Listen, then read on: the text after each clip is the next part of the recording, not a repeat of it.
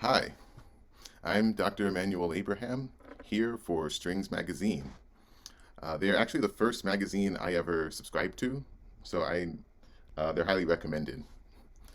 Today they asked the question, how do you keep a relaxed bow hold?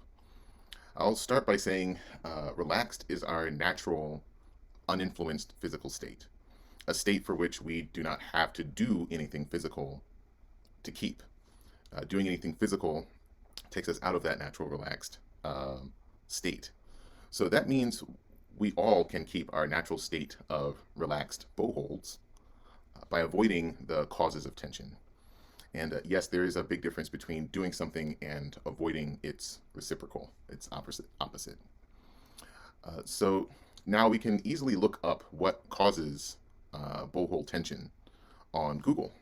And it offers reasons mostly centered on the fingers alone, via their spacing, their Franco-Belgian bow hold, their Russian bow hold, or any one of the myriads of hybrids.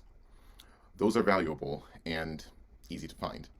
So for us, I'll identify possibly the largest cause of bow hold tension across all bow techniques that just gets overlooked, and of course, how to avoid it. So this source of bow hold tension results from the essentially omnipresent upwards force of our bow arm. Now, to varying extents, some portion of every violinist's or violist's bow arm will always push upwards, right, against gravity. Why? It's because, well, no bow hold can take the weight of a completely limp right arm, right? We can try this, right? Versus if we take some of that weight off, right? So we need some of the weight off, of course.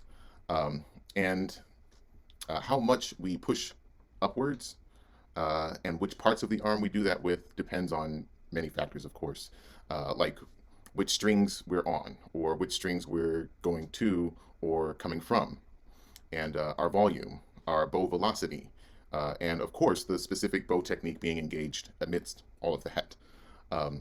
We push up in ways varying according to all of those um, different kinds of techniques and factors in order to grant different kinds of control to the bow hand. The truth is, many of us incline upwards too much. For many, this results in a slight lack of pressure on the bow at most times. And then we compensate said lack of bow pressure with our bow hand, trying to push down extra with the fingers when it's just the weight that we have or are taking off with the rest of the arm. And that will absolutely make immediate, consistent, and unnecessary tension for any bow hold. Um, and this tension is not unusual. It invades nearly every individual's bow technique at some point. So in my experience working with hundreds of students at all ages and all levels, this one thing here is the dominant source of bow hold tension. It's not from the hand, it's what we do with the hand to balance what the arm is doing. So how do we avoid it? First, we want to be aware of why and from where that tension is coming. That we covered. And the next step is allowing the bow arm to stay at least 90% limp all the time, letting gravity do the work as far as bow pressure.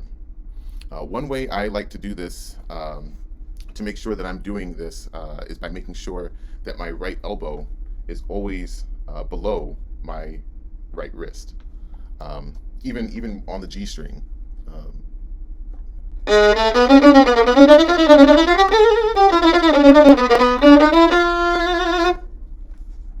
Right, we keep the elbow below the wrist at all times. Uh, in the end, and at the beginning, gravity is not going anywhere. The more we work with gravity, rather than a constant battle against it, the easier all of our techniques get.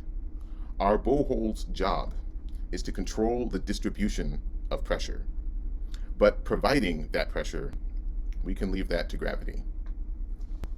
And that's it. Again, I'm Dr. Immanuel Abraham here for Strings Magazine. You can find more on my website, my Facebook, or my Instagram, respectively. Those are theviolindoctor.org, facebook.com/theviolindoctor, or instagram.com/theviolindoctor. Thanks for tuning in.